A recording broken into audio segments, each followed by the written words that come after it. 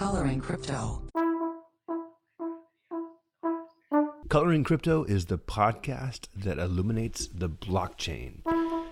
This week, Bitcoin hit $9,000 US. If you'd bought Bitcoin when this podcast started, your money would have doubled. More than that.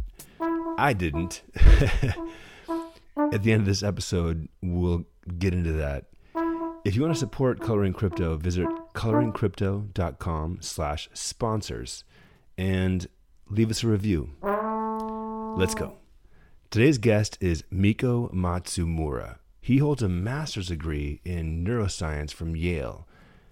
I thought we'd compare the abstract computational neural networks of the blockchain to our brains. A metaphor brought up by Natalia in episode 8. But there was too much to cover. Coloring Crypto. Miko founded the crypto exchange Evercoin. He's a limited partner with Pantera Capital ICO fund. They invest solely in ICOs. It's a $100 million fund. He's a founding member of the ICO Governance Foundation. He speaks at lots of events. He's got a lot to say.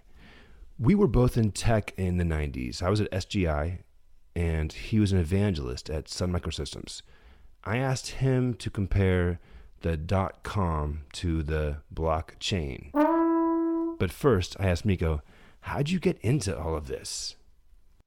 Yeah, so if I were to characterize the way I got into this, I'm definitely feeling this huge wave, right? I know you're kind of a Hawaii guy, so like the best way I could describe it is the Big Kahuna. It's a big wave. I remember 1994. We were all watching the birth of the consumerization of the internet, and this feels bigger. This is much bigger. So this is the emergence of an internet of value.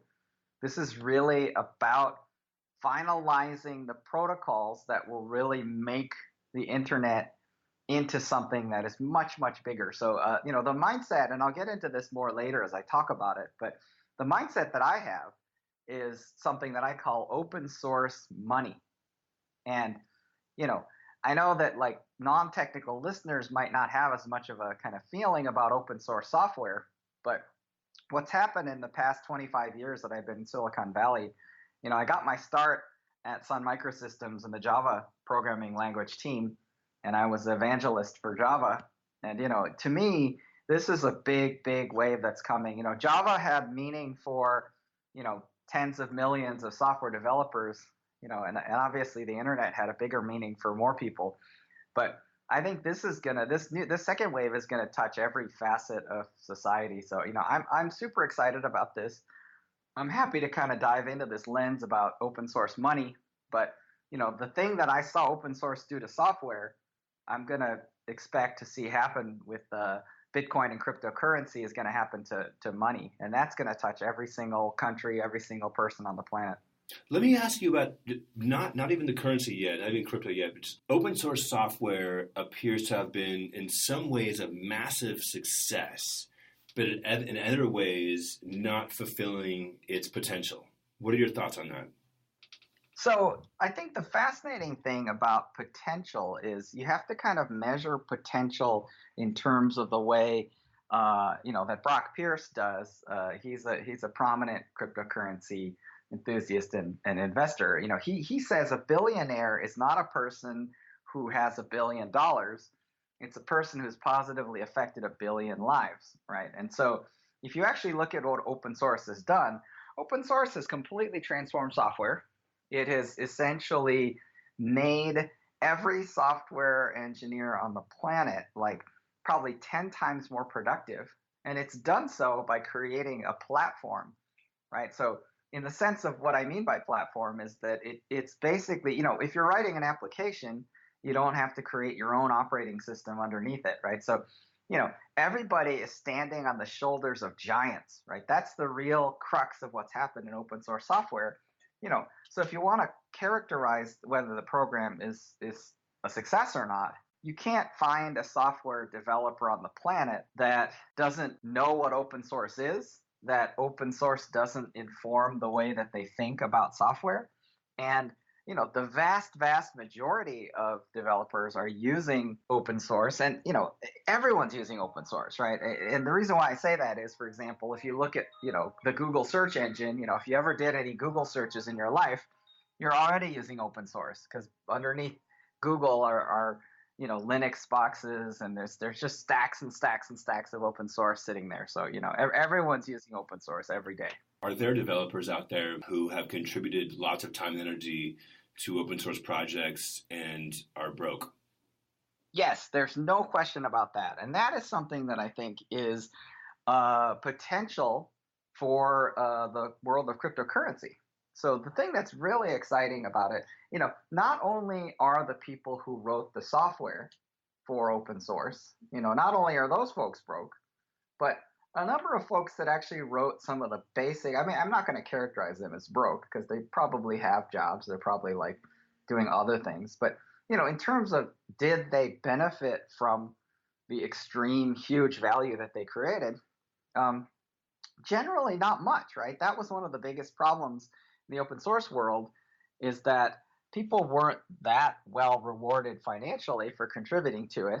But at the same time, the thing that I think is exciting about the promise of cryptocurrency is that once you have currencies in circulation, you have a mechanism for rewarding anyone that's adding value to any network. And that means, it's really all about the design of systems that reward people, right? And the systems that reward people the most are the systems that will thrive. And so, when I talk about rewarding people, you and I are talking right now about open source software developers, but we're talking about rewarding anybody, and the rewards can flow to anybody at any segment in any part of the economy.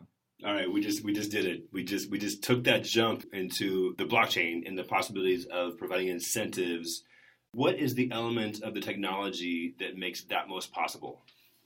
Well, so at the deepest level, there is this thing called the blockchain, right? And, this is a shortcut. So technical people who are listening, they'll probably be holding their noses. But I like to say that, for example, the Bitcoin blockchain is basically a really slow database that you use when you don't trust anyone, right? And the reason why it's slow is because it spends a lot of time checking its work, right? And using this algorithm called consensus, right? So the notion behind this technology is that everything that's in it is being checked and double checked and triple checked and quadruple checked, so that we can all feel confident that what's inside of it is true.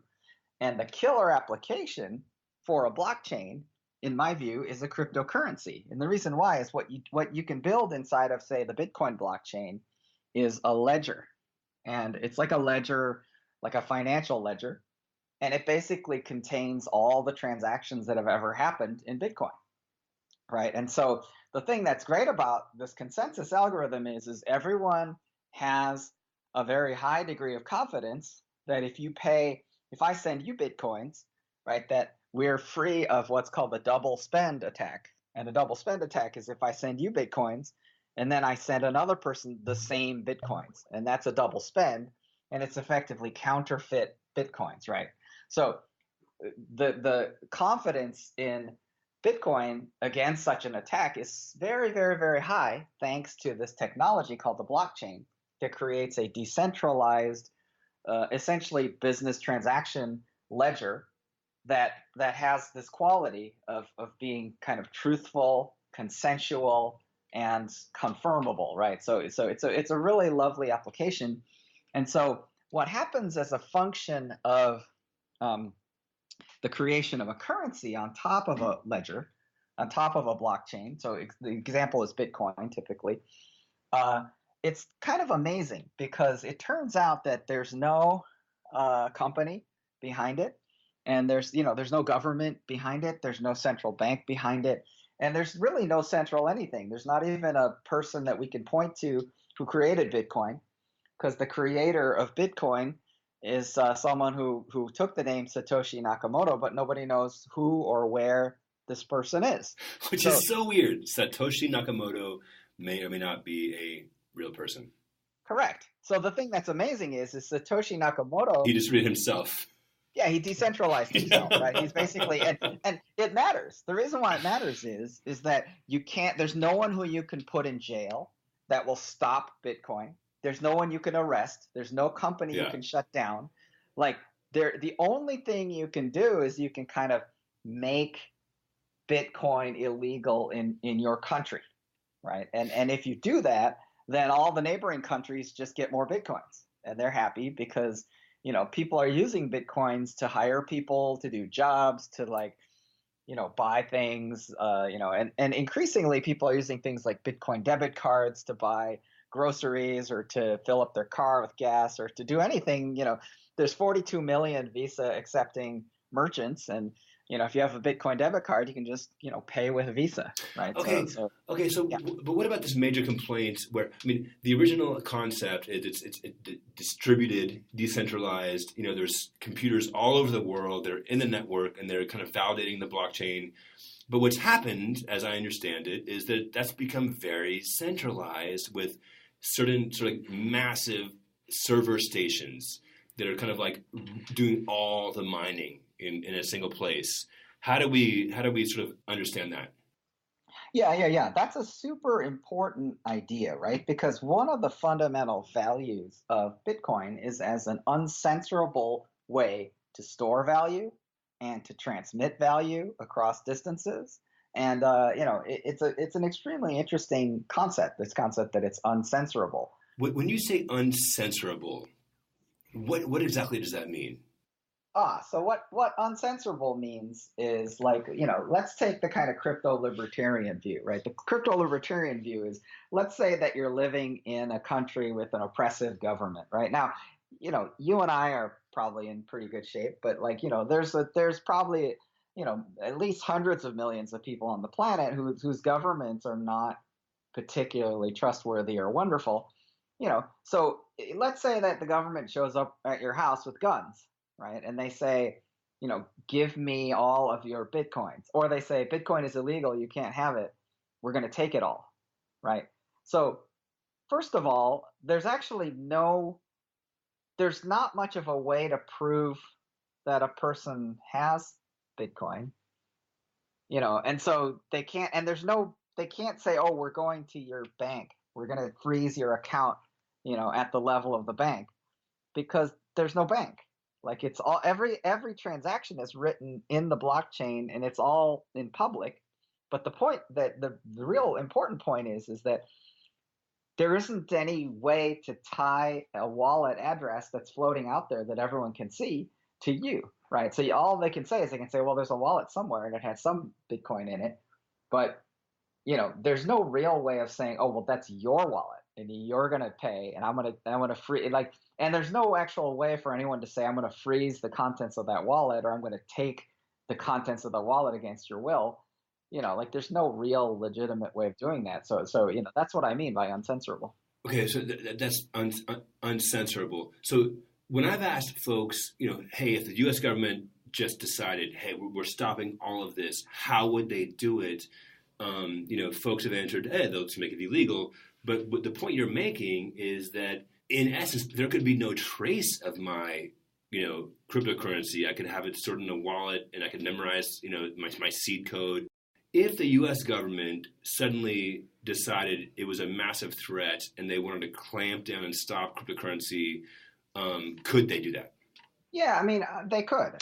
The way that they would do it is through suppression, right? And we're already seeing some of this happening in China. So China, for example, banned ICOs, right? And that's called the initial coin offering, which is a way of raising money. It's basically like a Kickstarter, for Bitcoins, right? And so the idea is that you basically just put up a website and you're like, hey, I'm raising money for this, send me Bitcoins, right? And so China basically said, oh, y'all should stop doing that. And not only should you stop doing that, but everyone who's raised money doing that should return the money, right? And so, they can do that. And one of the reasons they can do that is because there's someone who's got a website, someone who's saying, hey, send the Bitcoins to me, and so they can just go to every single person doing that and they can say, that's not okay. You can't do that, or we'll put you in jail, right? And so, but if it's uncensored, then how can they, to me, it sounds like a contradiction. Well, the point is that you've exposed yourself by putting up a website and by saying, "Hey, everyone, send me bitcoins." Right? As soon as you like put up a website in public and say, "Everyone, send me bitcoins," then the government can show up and be like, oh, "Okay, we saw you do that." Right? So the point being that you can make yourself visible, and that could be to your detriment. But to me, this all of this paranoia and drilling down to these details, it's not material. And the material point that I want to communicate is China already put a big ban. They already started shutting down exchanges, which are kind of a centralized place where people exchange bitcoins into other coins like ether and other things. And they shut them down. And guess what happened? What happened is all of their exchange traffic moved to Japan. And so everyone in China is now doing exchange business in Japan. Japan just launched a token sale called NEM and called Kamsa, and they raised 95 million US dollars. That platform is now hiring engineers, business people, marketers. Those people are like, they're paying their rent, they're like buying groceries, they're stimulating the economy. So Japan is basically a beneficiary of China trying to shut it down. So the point I'm trying to make is that a government that tries to shut down Bitcoin is like North Korea trying to shut off the internet. Like the definition of success, if they succeed, then they failed, right? In the sense that they've just cut themselves off from a source of economic, they're cutting themselves off from the fastest growing asset class on the planet, right? So it's a self-inflicted wound. So to me, like it's not even a meaningful thing to do, because if you do it as a government, you're just hurting your people. And what's going to happen is that all the other countries are just going to get a benefit over your country. When I first got the concept, I was like, wow, banks are the most powerful lobbying corporate group in the world, and they're so ripe for disruption. And the promise of the blockchain to disrupt banks just made me kind of very curious and excited. What are the prospects of that at this point, and why aren't they quaking in their boots?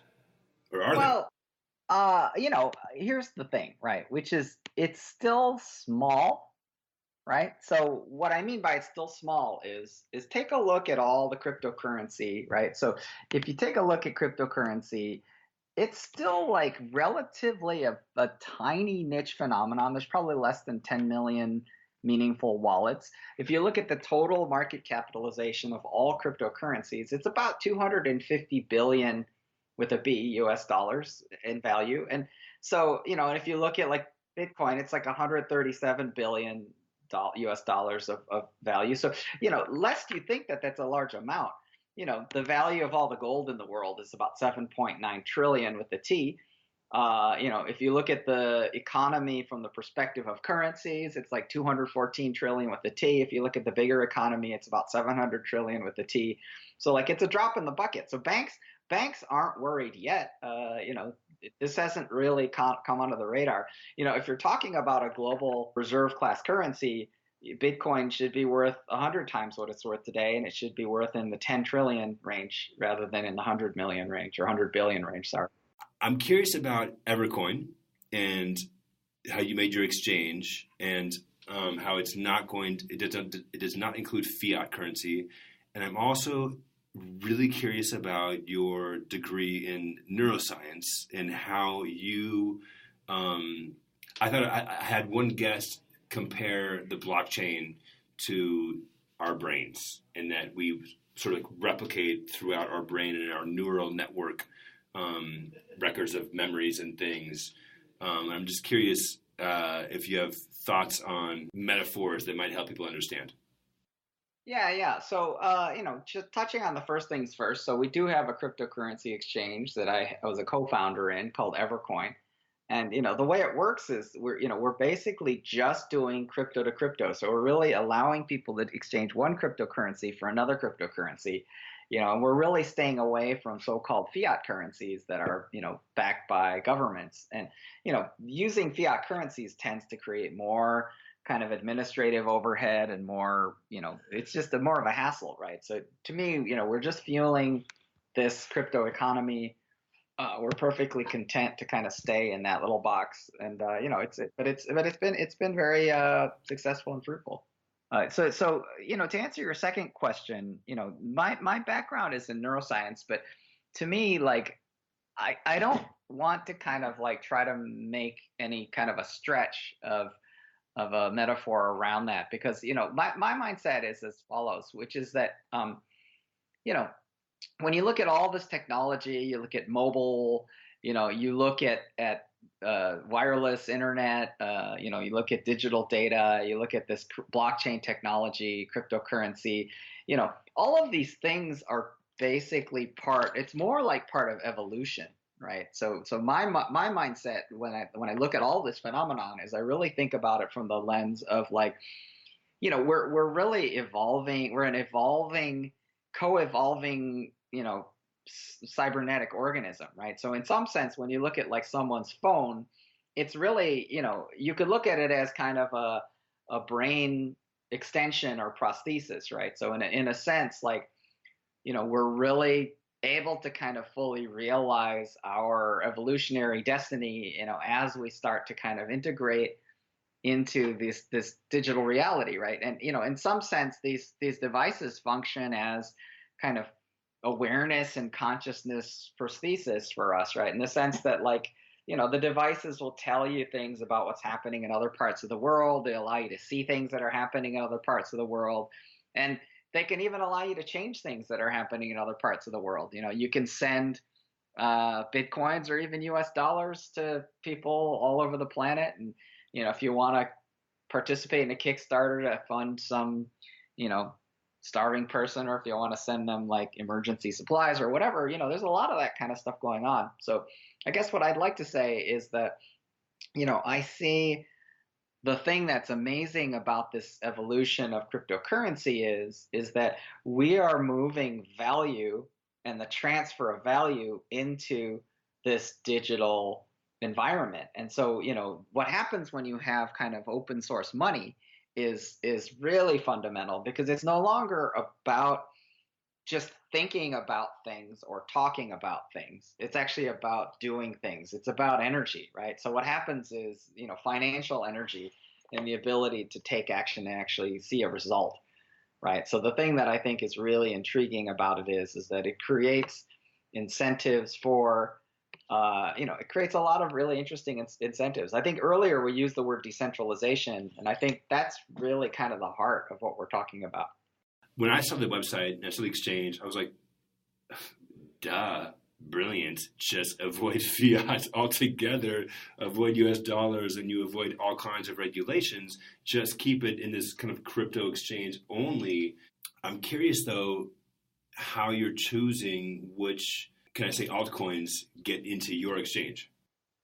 Oh yeah, so that's a pretty easy thing to answer, which is we're really looking at things like major coins, and we're looking at exchange volume sitting on other exchanges, because really ultimately what kind of makes these things valuable and interesting and stable is that people are exchanging them very rapidly and with a lot of volume, right? So if you look at the volume of some of these currencies, like if you look at the Bitcoin 24-hour volume, it's been like 3.6 billion USD worth of volume, right? People claim, that's pretty high volatility. If you look at a market cap of 137 billion with the B, so it's definitely an exciting time for these currencies. So the way we select them is we tend to favor these coins and tokens that just have a lot of volume. As an exchange, that just is a sort of a logical behavior.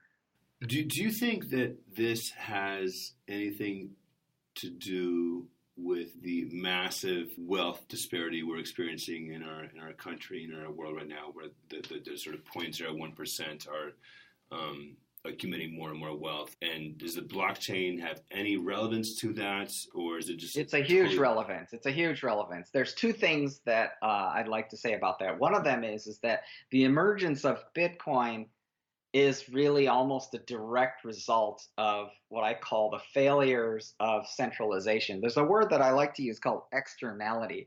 An economic externality. Miko, externality.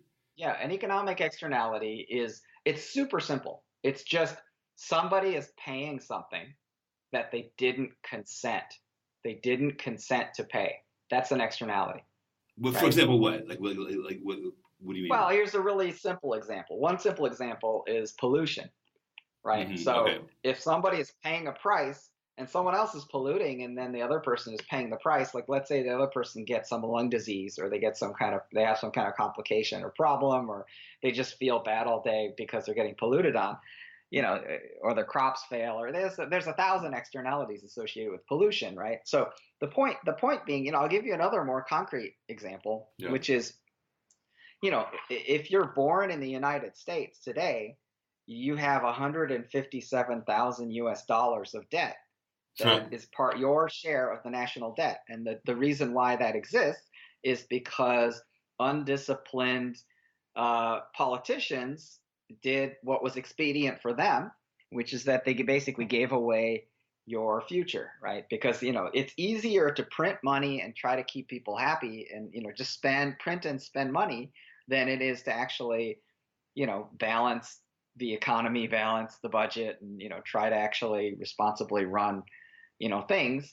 Like if someone actually tried to do that, they would be voted out of office in a heartbeat, right? And so what we're really seeing is we're seeing externalities of centralization. So what does that mean? Externalities can pop up because of lots of reasons, right? Like if you look at any situation where somebody, just replace the word externality with this idea that somebody's getting screwed.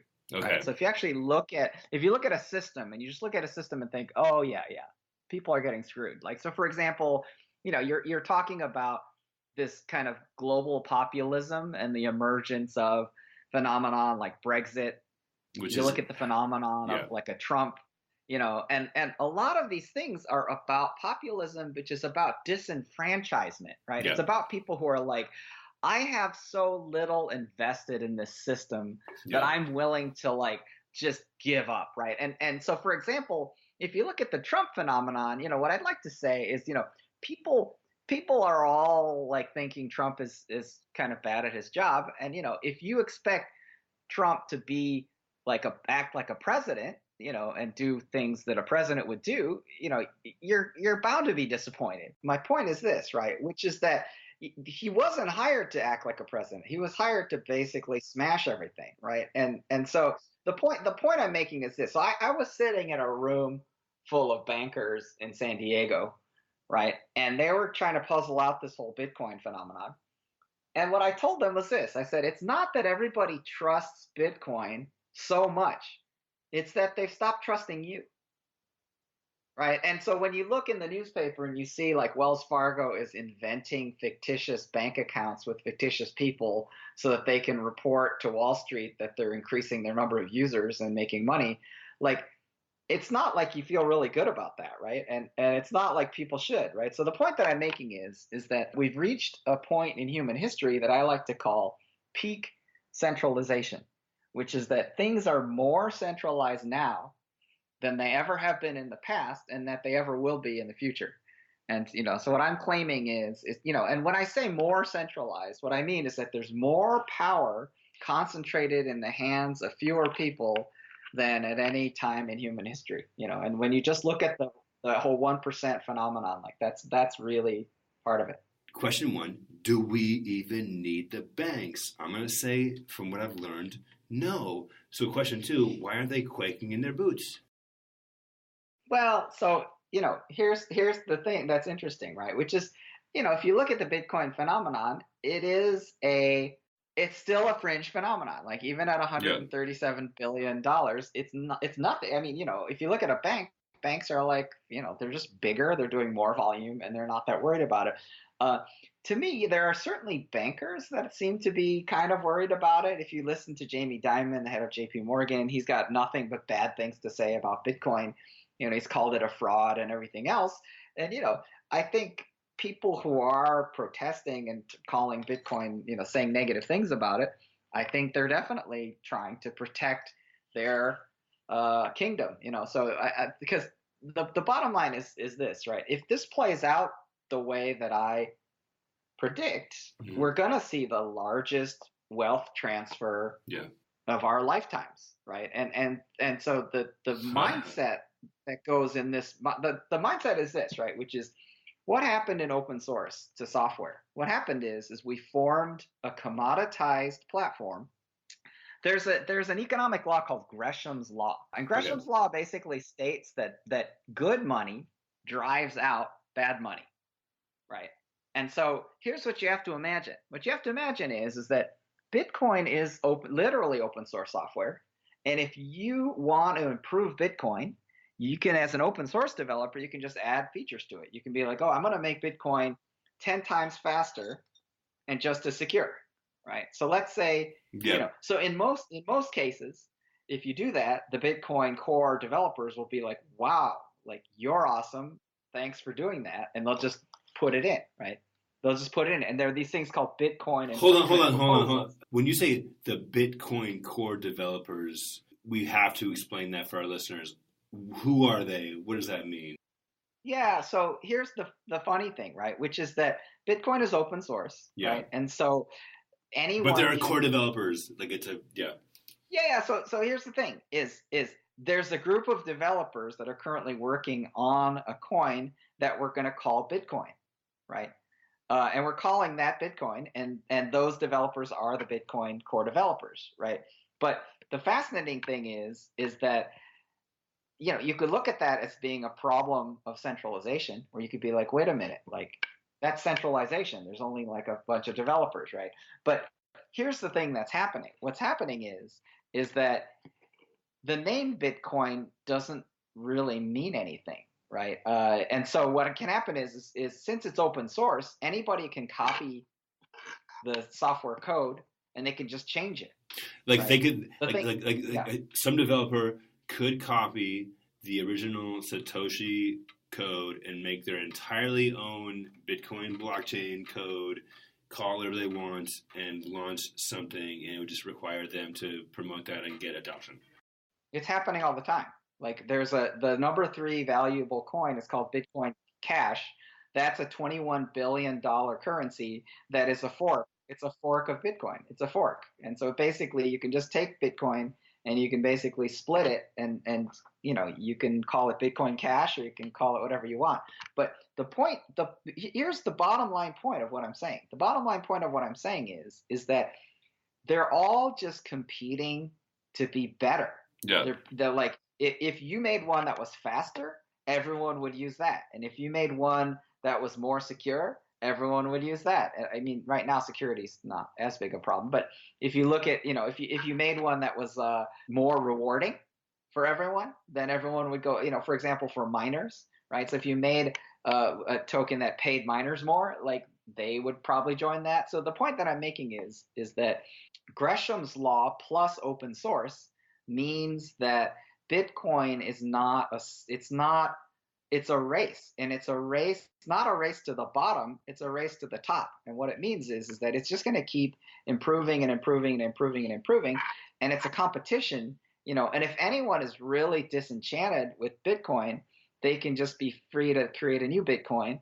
And if it truly is better, then everyone is going to vote with their feet. And, so people aren't dumb. People are going to go use the thing that serves them the best, right? And so the goal is to serve everyone the best and become the biggest coin, right? So I guess what I'm trying to argue is this, is if that's the new rules of the game, fiat currencies are not exempt from this game. So what I'm basically saying is now every currency, Bitcoin is worth more than the majority of government-backed currencies on the planet.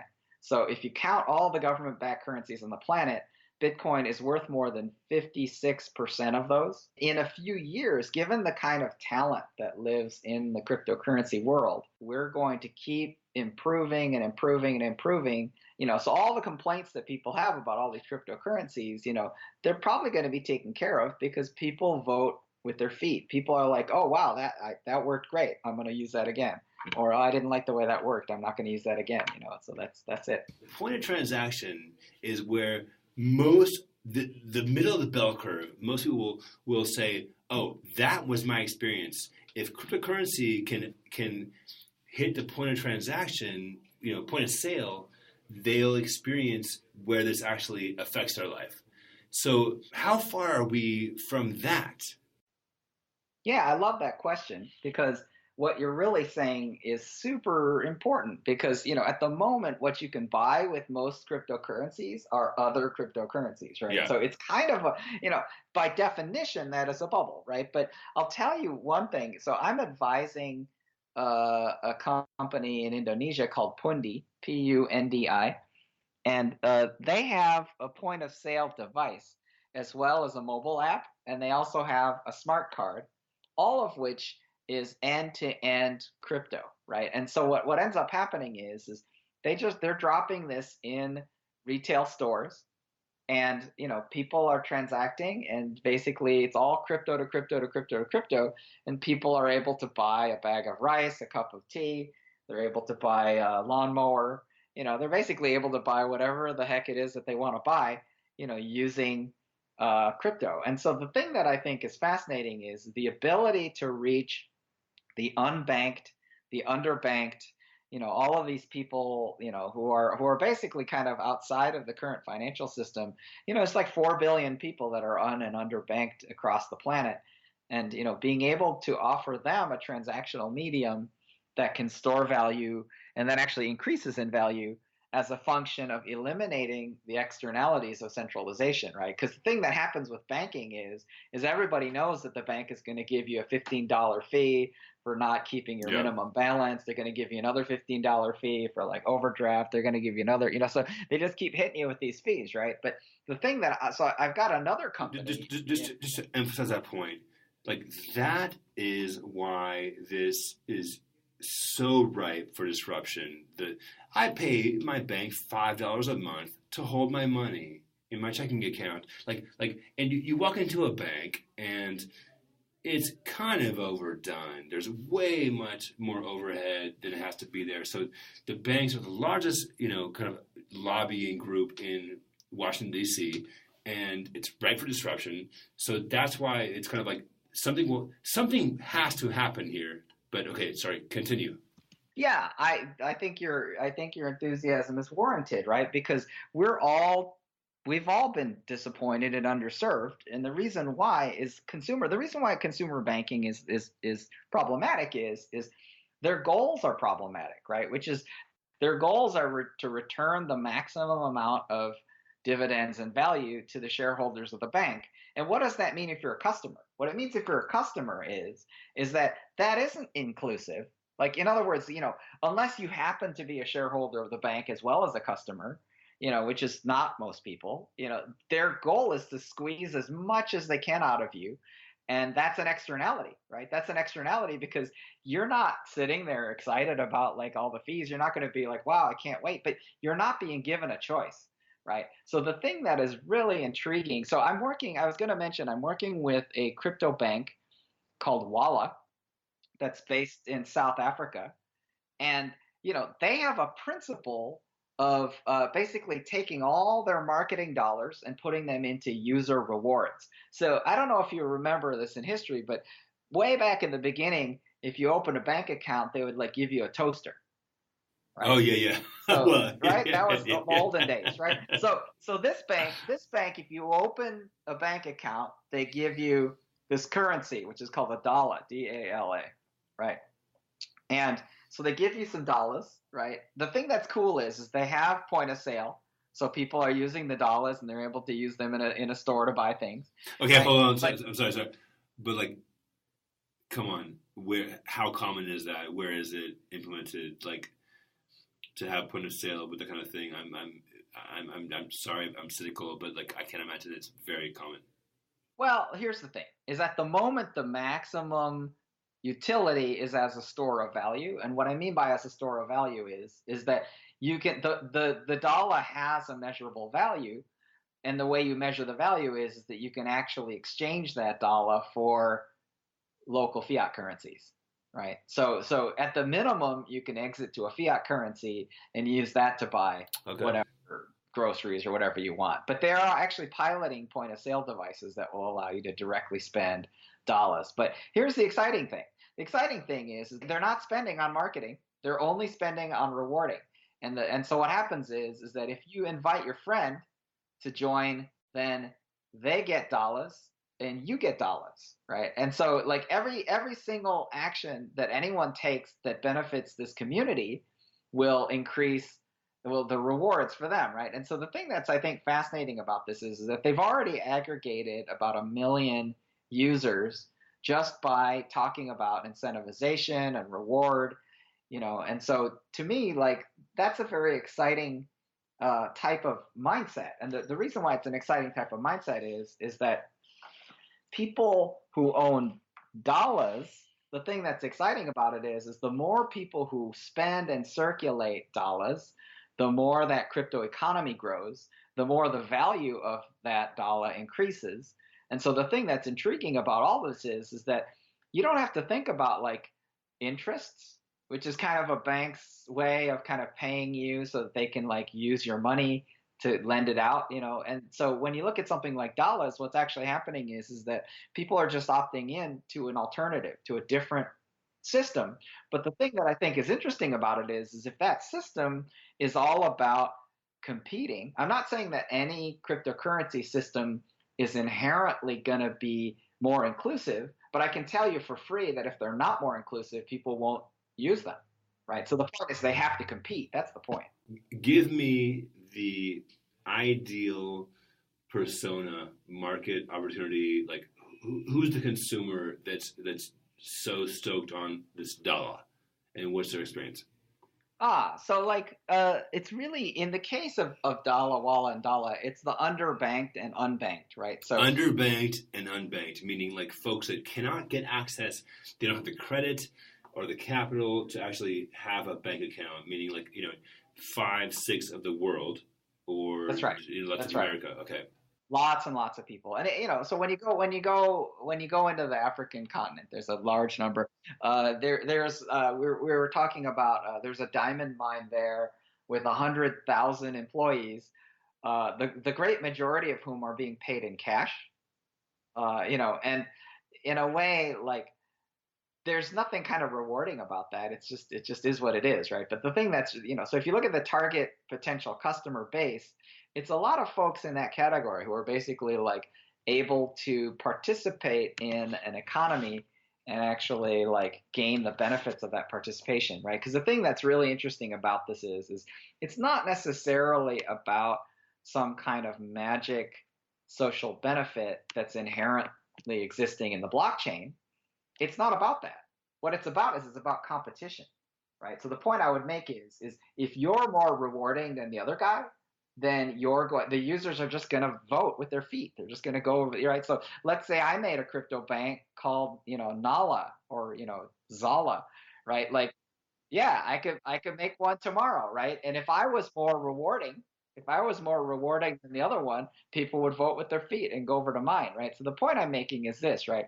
People question, one of the biggest questions in this space is kind of like, what is the fundamental value of Bitcoin? And does it have any? And my argument is there's no other force on earth that is providing a complete alternative financial infrastructure to centralized banking, right? So there's nothing that will compete with that. And the reason why I value that is if something is providing competition, it forces you to be better. Like, you have to become better. And right now, we demonstrated just through conversing about it that banks are not feeling any pressure to be better. No. Terrible.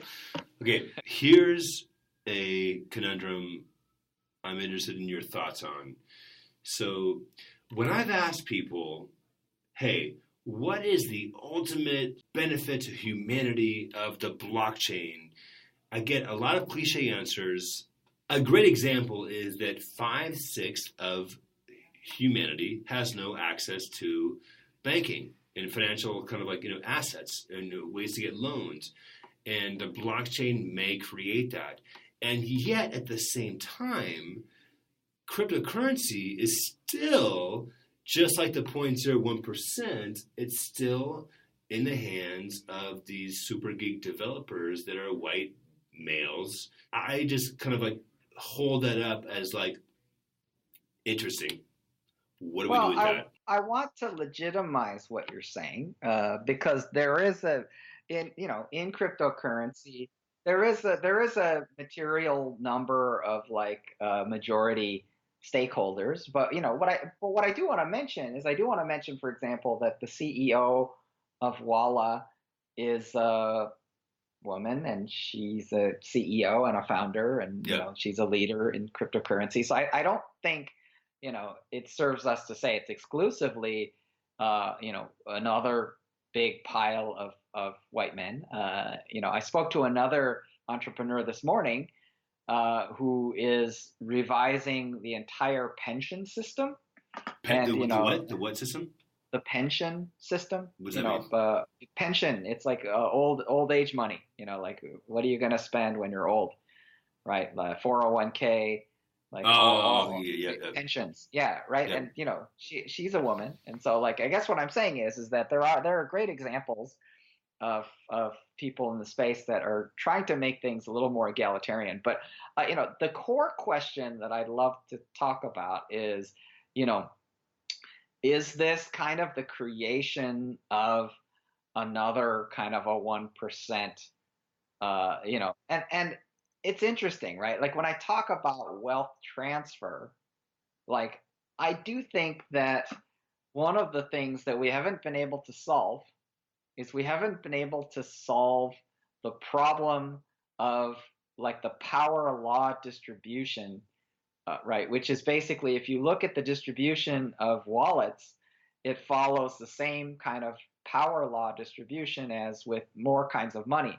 But I'll tell you what we can get rid of is we can get rid of manipulation. And so what do you mean? Yeah. So right now, the thing that is troubling is that you look at the top 1%, and you look at like who's in the presidency, and you look at like how many people from Goldman Sachs are in the administration, and so the thing that we can do at a minimum is we can create a playing field that is more level, right? And so the point of a playing field that's more level is that it's a competition. We've created a planetary race of these platforms to be more inclusive and more rewarding, right? And they're competing on that basis. That's the thing that I think we can trust. In other words, we shouldn't be asked to trust developers. We shouldn't be asked to trust coins. We shouldn't be asked to trust governments. We shouldn't be asked to trust banks. We definitely shouldn't be asked to trust companies. What we could be asked to trust, though, in this case, is we could be asked to trust competition. And if you actually look at the way that this game is tilted, if you're not inclusive, you're actually not going to get users, right? And so what happens is in this game is it's a race to the top, right? Which is that if you're rewarding people the most, then the most people will come use your thing, right? And the thing that's amazing is that if you look at the way governments have been printing money and kind of using power, there's no sense of inclusion in that. And so, the thing that's fascinating about it is that what's money going to look like if it's designed without that kind of siphoning effect? And I'll tell you what it's going to look like is it looks like animal spirits in the economy. It looks like a bull. it looks like a heck of a lot of power. It looks like 10,000. That's what it looks like. Okay, hold on. I love what you just said, and I'm feeling like we just are bringing this perfectly around to a full circle, because you opened the conversation saying open source money, and I immediately said, hey, define open source software, but open source money, define open source money and wrap this into that context. Happy to do so. So, if you really look at what open source software did to software, is everything that was popular and valuable and heavily used, that was at the core of software, ended up becoming open source. And when I say becoming, what I mean is that somebody wrote an open source software that was so good that nobody could afford to rewrite it as a proprietary software. Because why would you, right? Like it takes you like 5 minutes to use the beautiful, perfect thing that someone made, right? And then why would you rewrite that? Like you can't afford to, right? It would take you like 6 months to rewrite it, and you get no value because you already have a perfect one, right? So what I watched over the past 25 years is I watched open source basically hollow out and dominate the proprietary software industry and basically force the proprietary software industry to continue to add value on top of all of the commoditized features that were being offered in open source. So what you can imagine now is you can imagine that all the proprietary currencies are basically going to have to move aside, because what will happen is what are the core features of a currency? Core features of the currency is that it can store value, right? As a store of value, by the way, the US dollar is actually not a very good store of value. It's lost about 90% of its value since I think 1950 or something like that. So, it's fascinating to watch. But the point that I would say is it stores value. It allows you to transact. It allows you to buy things, right? And these are all problems that are yet to be solved. It allows you to do remittance, which means it allows you to transfer money across boundaries, borders and things. And one of the functions of money that's currently reserved by fiat is the ability to pay taxes, right? And so that's something that is a monopoly. And I think that will be an area where proprietary fiat currencies will continue to excel. Like they're gonna be awesome at doing that. And so, because governments will protect that, right? So I guess the point that I'm trying to make is that, crypto is going to be pushing into money because it's behaving just like open source software did to software. What open source money is going to do to money is it's just going to hollow it out, right? It's going to force all of the proprietary money in the world to add value on top, right? It's like, why do you exist? Why do we need you? And I'll give you an example, right? Someone at a conference handed me a $50 trillion Zimbabwe note. Oh man! And here's the thing. Is didn't Mugabe? He just resigned like in this last week. Yeah. Yeah. And here's the sad thing. The sad thing is it was real. Yeah. Like it was a real currency note. And it's sad because the person who did it, obviously, like they had a huge stack of them, and he was just handing them out as a novelty. And it was obviously like a Bitcoin conference because in a way he was just saying like, look at what happened, right? And so the point I'm making is if a currency is unable to add value on top of what Bitcoin can add, it's just going to go away, right? So for example, if you look at Zimbabwe, the current price of Bitcoin in Zimbabwe is almost double of what it is in any other country, because the people there are like, I would rather own Bitcoin than owning any of this stuff, because this stuff is not adding value. This stuff is not doing its job. It's not a good currency. So I guess what I'm trying to say is, these weaker 56% of planetary currencies that are being, that are sitting underneath Bitcoin, that's just the beginning, right? Because Bitcoin's not even that good yet. It's not even that awesome. So many questions on that.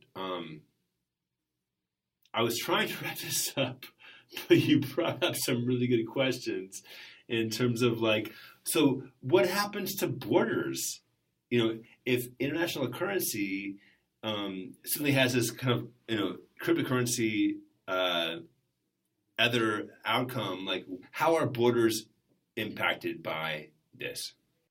Well, it's already happening to a great extent, right? So for example, there's a blockchain called Stellar that's being used to transport money across European borders into the Philippines, and it's amazing because the people that are doing it don't even know they're using a blockchain or a cryptocurrency. They just go into a money transfer store, they send money to their friends and family in the Philippines, and what happens is they're actually buying a crypto called Stellar, right? What happens is Stellar moves across the internet over to the Philippines, and then the company basically sells that Stellar in the Philippines for Filipino peso and then distributes that to their friends and family. But the reason why they're doing that is it's teleportation, right? There's no bank, there's no wire, there's no ACH, there's no transaction fees, it's just teleportation, right? And so it's already happening, and obviously nation states will continue to exist and exert political influence and legal structure over their domains. But the point that I would make is that, increasingly, the internet will see the transfer of value as borderless. My question is, you have been in the tech industry for a long time. Crypto kind of came into your world, and you're Miko, you're well regarded as I'm looking into this space as somebody who has a sound mind and kind of like, somebody who should be trusted and understood in this space. And what I'm wondering is, like, how do folks not get caught up in the confusion, the hype, the tons of different cryptocurrencies that are being offered today? Like, what do you think we should be paying attention to? Yeah, I think the thing that is honestly the case at the moment is that it is dizzyingly complex. And the reason why it's complex is because nobody really has everything figured out yet, right? And so the world is in it's in a highly experimental mode.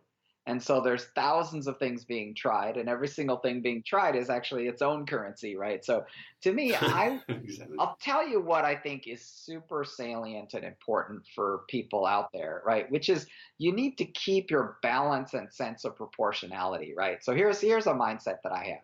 Let's say, for example, that there's a 1% chance that what I'm saying is true, right?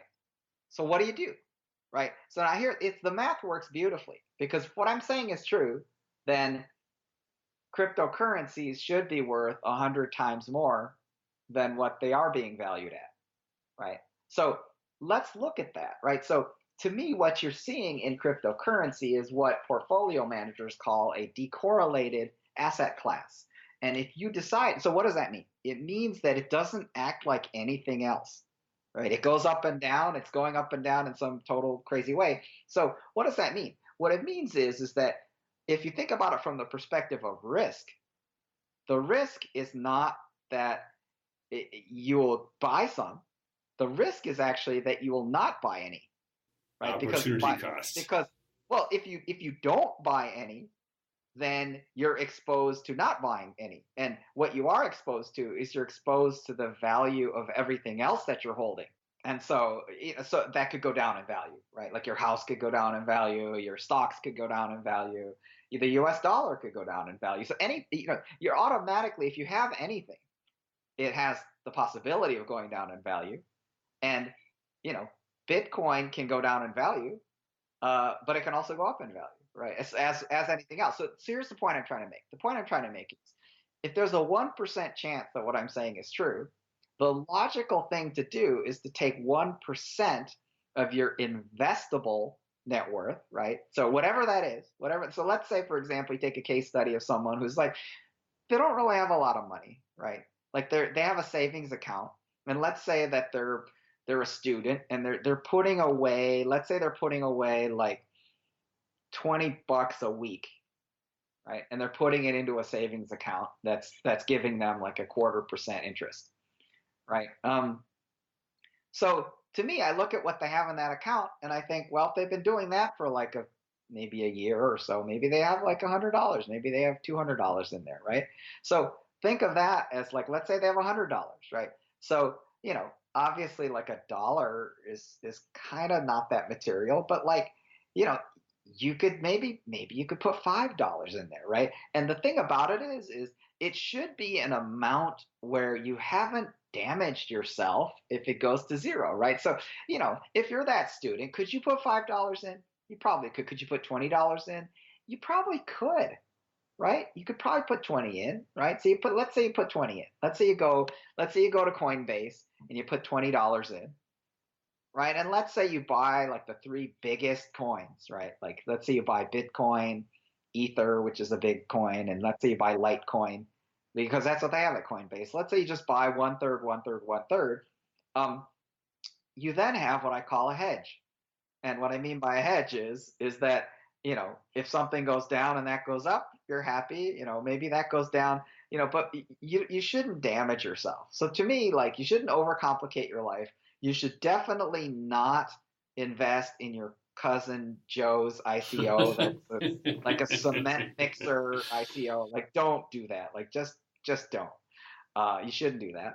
And you should not put an amount that you're fearful. If you're watching the price of Bitcoin every single day and you're like getting scared when it goes down, like, it's not good. It's not good. Like, don't hurt yourself. The area we did not discuss at all is ICO governance. There's also that's a whole nother topic. But what I love to do to kind of capstone this kind of conversation is this, right? Which is, my friend and a crypto guru of his own, right, like Sean Ironstag, says, he has a saying called "get in where you fit in," right? And I just love that phrase. It comes up again and again, right? Which is, you gotta think of it that way. You gotta think about, who am I in this thing? If there's a 1% chance that this crazy guy on this show is right, then what's my play, right? And I tell you, like, just get in, right? Just get in, and like, get in at the smallest amount. Don't hurt yourself. Don't get in more. Don't get in over your head. Don't invest in stuff you don't understand. But like, the level of understanding that you need in order to put a losable amount into Coinbase, if you go to Coinbase and just buy like $5 of Bitcoin, you're in.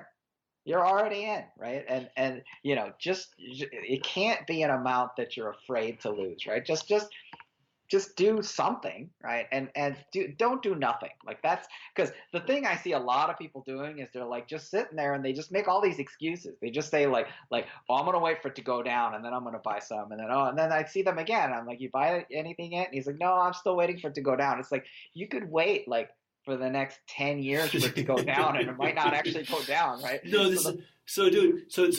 I started this podcast 2 months ago, and immediately I just formed the opinion that, like, oh, I think that Bitcoin is going to be stabilized at whatever it was, $4,000 or $5,000 per Bitcoin, and I took all of my sort of like, cryptocurrency, and I put it in a little bit of Litecoin, and I threw the rest in altcoins. I called it exactly 180 degrees wrong.